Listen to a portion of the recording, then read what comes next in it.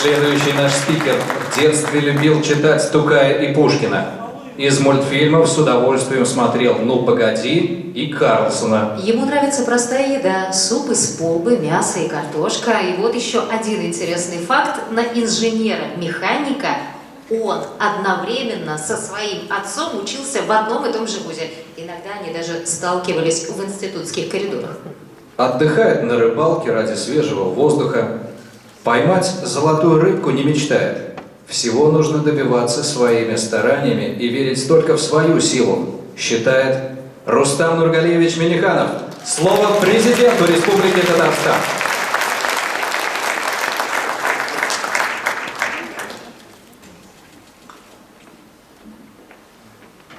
Хайырлы күн барыгызга да исәнмесез, кадерле дуслар, туганнар, республикага күрсәткән ачык йөзегез өчен, эшләгән эшләрегез өчен сезгә һәммәгезгә дә Ходай Тәгалә озын, яхшы тормыш бирсен, безгә бергә шулай яшәргә, дус булырга насыйп булсын. Сезгә барыгызга да бик зур рәхмәт.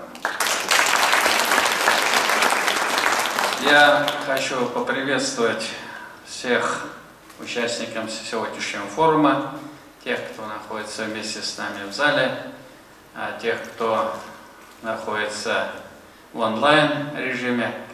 Прежде всего, значит, у Победы много героев, но хотел бы отдельно поблагодарить, Раиль Каймунович, вас, как главного организатора, вы всегда великолепно все это организуете. И, конечно же, команду Сергея Семеновича, вот, всегда Москва нас принимает как своих, поэтому давайте аплодисменты организаторам этого форума.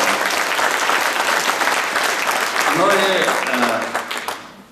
мы все вот учимся на примере кого-то или где-то на каких-то курсах, или в вузах, там, в школе. Вот такие форумы, вот то, что вот сегодня, каждый раз вот я прихожу, и самое главное, нет никакого сожаления, что я вот пришел, и, ну, у меня много бывает таких мероприятий, Марат Шакирзянович, у вас еще больше, где после того, как мероприятие прошло, у тебя вот ничего нет. Ну, хорошо, что если у тебя еще будет как-то возможность почту посмотреть в это время. Как-то время. А вот сегодня, вот, каждая история, которая сегодня была рассказана, это история, можно такие книги написать. Все эти люди уникальные, одаренные. И, конечно же, мы будем стремиться быть похожими. А тем более вот здесь наша молодежь, мы сегодня университет Губкина тоже посетили. Вот на таких примерах мы будем воспитывать наших татарстанцев, тех людей, которые близки к Татарстану, ну, наших россиян. Вот то, что мы сегодня услышали, и вот быть актером, как стать, значит, как управлять, самый высший пилотаж. Это вот сказать только легко. 2 раза я имел такую возможность, ну, нас только прокатили на истребителей, но это такое ощущение, хотя я уж как-то вот автогонками занимался, еще какие-то у меня были увлечения. Это на самом деле, или вот мой тезка взобрался на гору, пешком невозможно подняться, не только на руку, пешком не можем. Ну и, конечно же, вот, чемпионы мира. Наверное, мы, каждый из нас мечтали с ними даже сфотографировать. Они вместе с нами, они такие же, как мы, ребята, девчата. Ну и, конечно же, мы всегда говорим о перспективах. Говорят, вот, как нам стать там, как организовать свой карьерный рост. Вот смотрите, Марат Шакирзянович, простой парень из Татарстана. Вот из того, сколько я его знаю, ни одну должность он не приходил, не просил. Вот мы его пригласили в одну структуру, потом вторую, потом Я его приглашаю, вот сейчас Шаймиев тебя пригласит, тебя министром. Он, где я, говорит, и где это министерство? Я говорю, все, научишься. Марат говорит, было такое? Было. И в Москву, значит, его Сергей Семенович пригласил, когда этот вопрос, конечно, большая честь, но и то, что сегодня он отвечает за весь строительный комплекс нашей страны, это говорит о том, что вот как он сказал, и вот Руслан, шлярга, вот когда ты будешь работать, и когда, конечно, нужен еще и дар, талант. Всевышний, мама, папа должны заложить у тебя какие-то... Легкоатлет, тяжелоатлетом не будет, поэтому у каждого у нас есть какие-то задатки, их надо развивать. Поэтому вот яркий пример. Вот Николай Анатольевич, он студентом был, когда мы его с Юртаевым пригласили, нам надо было электронное правительство сделать. Я не знал, что такое электронное правительство, но я чувствовал, что это нужно. И поэтому пригласил тех людей, которые это умеют. Сегодня вот наша система, которую они разрабатывали, она и в Москве работает, и в Минфине работает. То есть вот таких примеров огромное количество. Или вот, значит, мы решили в Татарстане строить нефтеперерабатывающий завод. Первыми в постсоветском пространстве этот завод. Нет ни проектировщиков. Взяли американцев, Флор Дэниел, по-моему, консалтинг-компания. Там кому только не обращались. Но в конечном счете все пришлось сделать нашим ребятам. Значит, практически за 2 года первый пусковой комплекс.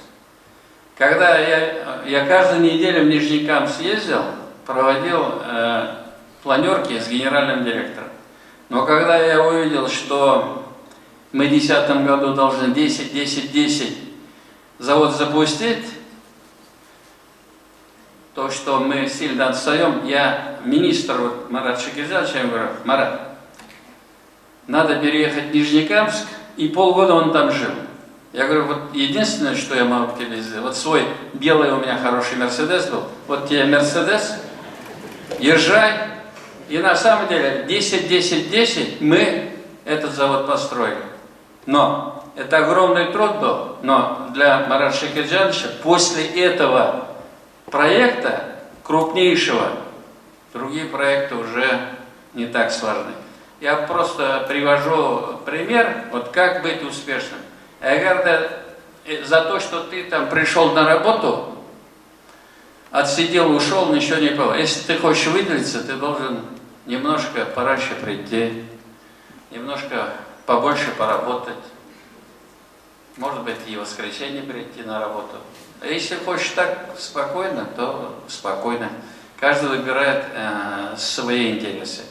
Но здесь спокойных людей нет. Я знаю, что здесь все люди беспокойные. И да-да.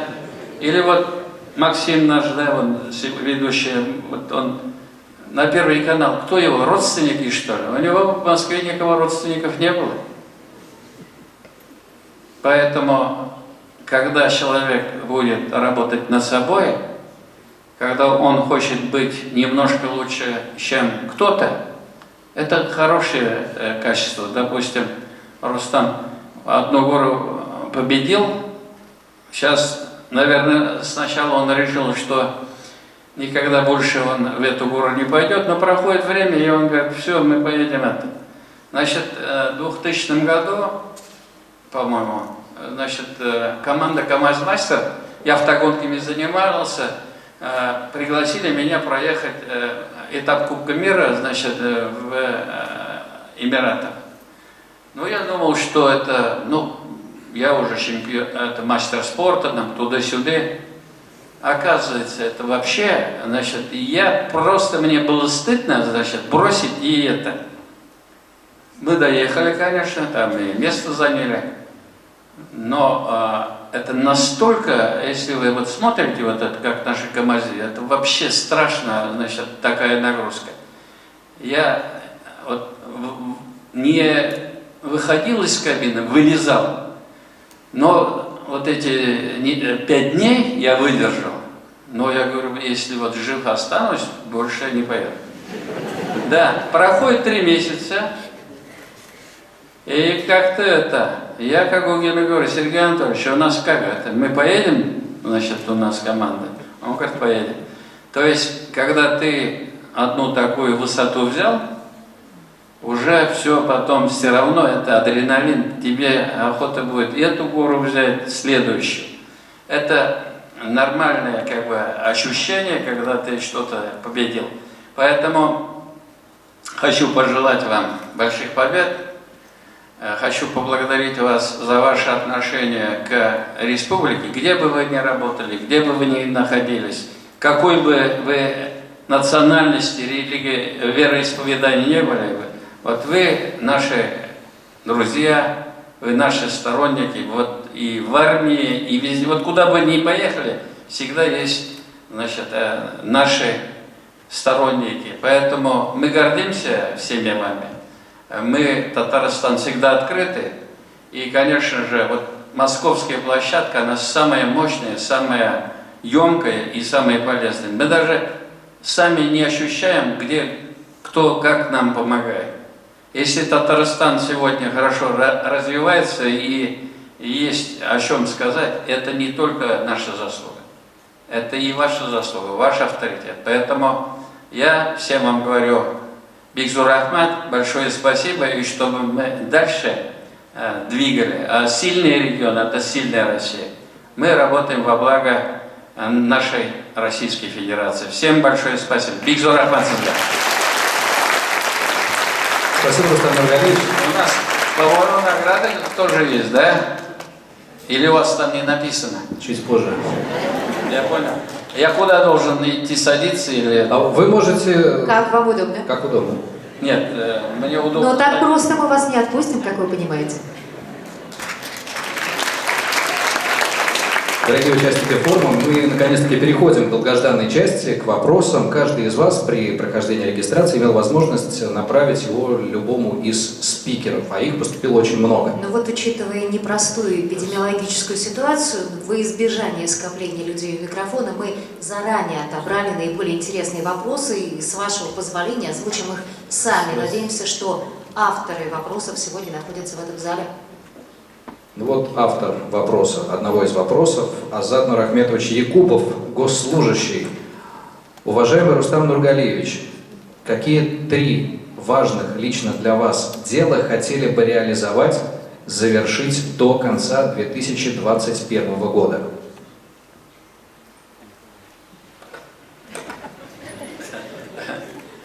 Вот молодцы, когда люди вот могут на целый год это спланировать. Вот как бы выжить сегодня, вот завтра посмотрим. У нас столько дел, столько вызовов, значит, вот 3 каких-то дела. Мне сложно об этом сказать.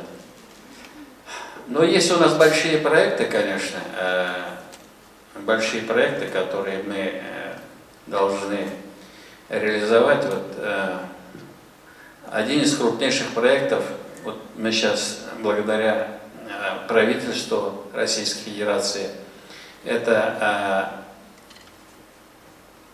платная дорога М12. 6,5 часов, и вы с Москвы будете в Казани. Все это будет в 2024 году. Но для этого нам надо уже в 2021 году хорошо. Это огромный проект. Второй проект, это, конечно, мы должны выйти на нефтепереработку до 22-23 миллионов тонн. Для этого мы должны полностью завершить реализацию проектов всех установок на комплексе Танека. И второй, это крупнейший проект, это Этилен-600, это в Нижнекамск нефтехимия. Вот это крупные проекты такие.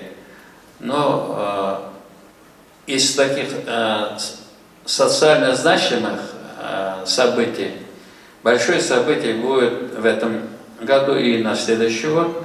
Это мы завершаем восстановления, воссоздания собора Казанской иконы Божьей Матери. Это 21 июля, это событие для всех православных. Хоть мы и мусульмане, но мы принимаем там участие, очень серьезное. И это будет уникальнейший такой объект для всех наших православных братьев. И следующий год, 1100 лет принятия ислама в Волжской Болгарии. Ну и серьезные события будет январь, по-моему, да? У нас специальная олимпиада, специальная зимняя олимпиада. Вот на фоне всех вот этих событий по спорту, вот такое событие производит в Казани. Ну, я могу назвать очень много, но вот у меня как-то в 3 не получается, и побольше немножко. Вот, кстати, стоит отметить, что Лилия Ашрафуддинова спрашивала о том, какие все-таки мероприятия будут проходить на 1000-столетие принятия ислама, возможно, всемирного масштаба. Планируется, говорю, республике к этой дате. Откроются ли какие-то новые объекты, каких гостей планируется пригласить, вот если поподробнее?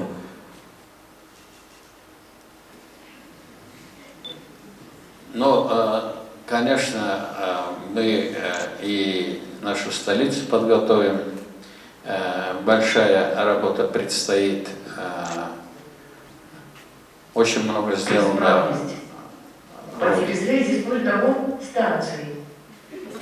Раз. И тут вмешалась техника. Да? Рустам Нургалиевич, вам не нужен микрофон?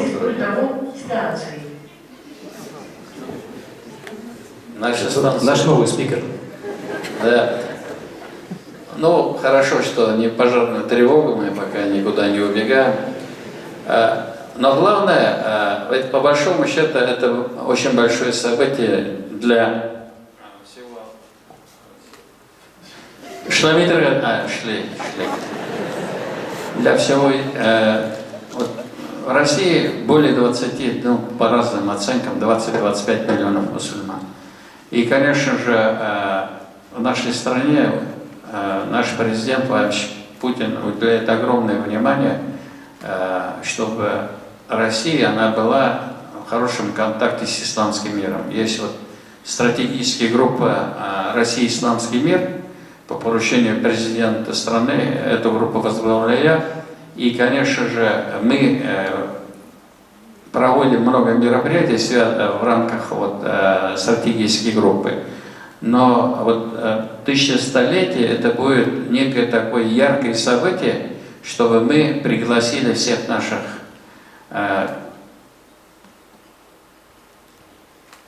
коллег, партнеров с исламского мира. Ну и, конечно, очень много будет мероприятий, связанных с образовательными процессами, с вспоминанием, там, увековечением тех богословов, которые у нас были.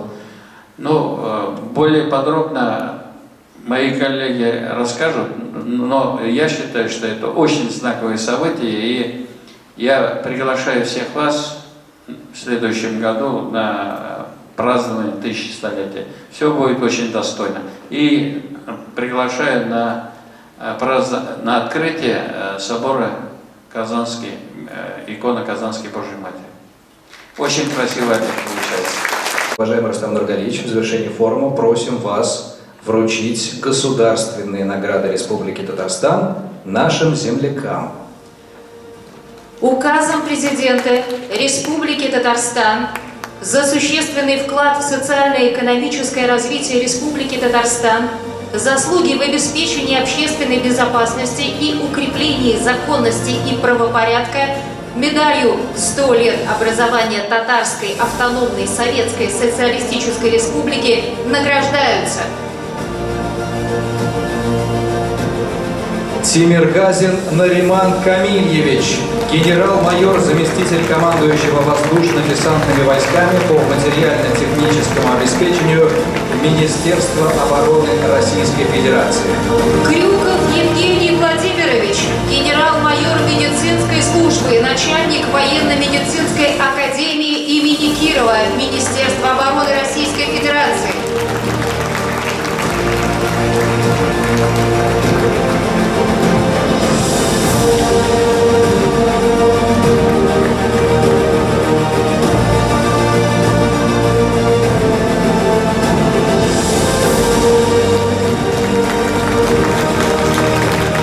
Распоряжением президента Республики Татарстан благодарность президента Республики Татарстан объявлена за многолетний добросовестный труд и заслуги в области образования. Сафиной Лилиане Михайловне, заведующей кафедрой русистики Московского автомобильно-дорожного государственного технического университета.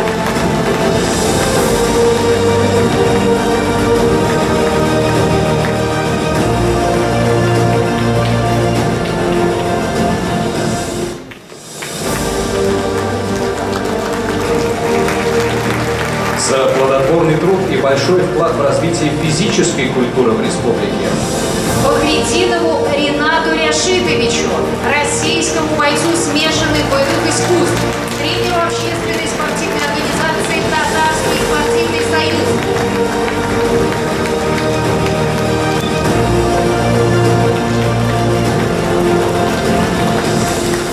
За вклад в развитие внешнеэкономических и культурных связей Республики Татарстан Ранелю Рубильевичу Зинатуллину.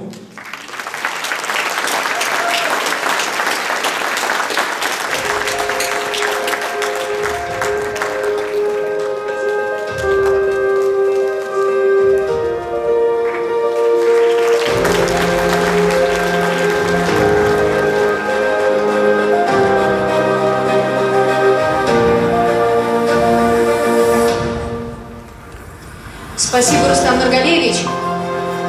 Всем нашим дамам, участницам форума цветы от полномочного представительства Татарстана.